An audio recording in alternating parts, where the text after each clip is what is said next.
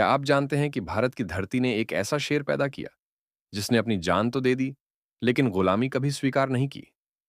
यह कहानी है शेर ए मैसूर टीपू सुल्तान की, एक ऐसे राजा की जिसने अंग्रेजों के खिलाफ आखिरी सांस तक युद्ध लड़ा।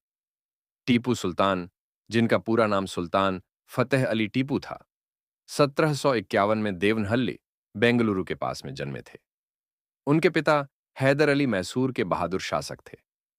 बचपन से ही टीपू सुल्तान में असाधारण बुद्धिमत्ता, साहस और नेतृत्व की क्षमता दिखाई देती थी।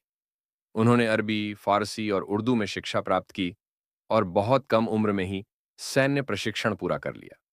टीपू सुल्तान को शेर ए मैसूर कहा जाता है क्योंकि उन्होंने अपनी रियासत और अपनी कौम की आजादी के लिए डटकर संघर्ष किया। उन्होंने अंग्रेजों के खिलाफ 4 बड़ी लड़ाइयां लड़ीं, जिनमें अपनी बहादुरी और रणनीति से दुश्मनों को हैरान कर दिया। टीपू सुल्तान ने अपने शासन में विकास, शिक्षा और विज्ञान को बढ़ावा दिया।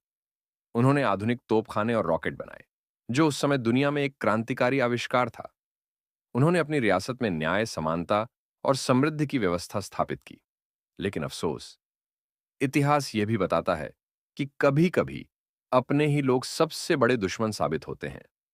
जब अंग्रेजों के खिलाफ युद्ध अपने चरम पर था, तब मीर जाफर और मीर सादिक जैसे गद्दारों ने पीठ में छुरा घोंपा। उनकी गद्दारी ने न सिर्फ टीपू सुल्तान को, बल्कि पूरे भारत की आजादी की लड़ाई को भी नुकसान पहुंचाया। 1799 में जब अंग्रेजों ने श्रीरंगपट्टनम पर हमला किया, तब टीपू सुल्तान ने आखिरी क्षण तक युद्ध किया।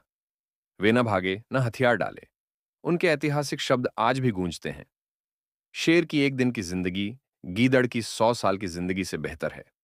टीपू सुल्तान बहादुरी से लड़ते हुए शहीद हो गए, लेकिन गुलामी कभी स्वीकार नहीं की। उनकी कुर्बानी ने भारत की आजादी की मशाल जला दी, जो आज भी आने वाली पीढ़ियों के दिलों में जल रही है। टीपू सुल्तान की वीरता हमें यह सिखाती है कि वतन की आजादी सबसे बड़ी नेमत है। अगर आपको शेर ए मैसूर की यह कहानी पसंद आई हो, तो वीडियो को लाइक, शेयर और सब्सक्राइब जरूर करें, ताकि हमारी इतिहास की ये सुनहरी कहानियां हमेशा जिंदा रहें।